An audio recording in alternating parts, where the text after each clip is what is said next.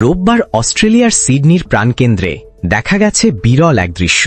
প্রায় 25,000 মানুষ রাস্তায় নেমে এসেছিলেন ফিলিস্তিনের প্রতি সমর্থন জানাতে। মিছিলের তীব্রতা এতটাই ছিল যে বন্ধ করে দিতে হয় সিডনির বিখ্যাত হারবার ব্রিজ। এই বিশাল জনসমুদ্রে ছিলেন একজন আন্তর্জাতিক ব্যক্তিত্ব, উইকিলিক্সের প্রতিষ্ঠাতা জুলিয়ান আসাঞ্জ। তার উপস্থিতি মিছিলকে যেন আরও শক্তি জুগিয়েছে। ব্যানার, পোস্টার আর স্লোগানে মুখর ছিল গোটা শহর।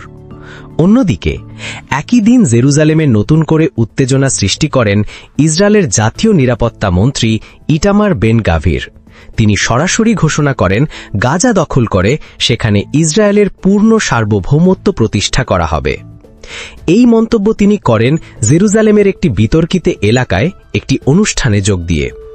টেম্পল মাউন্ট নামক জায়গাটিতে ইসরায়েলি প্রার্থনা নিষিদ্ধ হলেও এদিন সেই নিষেধাজ্ঞা ভেঙে সেখানে প্রার্থনার আয়োজন করা হয় এবং এতে অংশ নেন ইটামার নিজেও।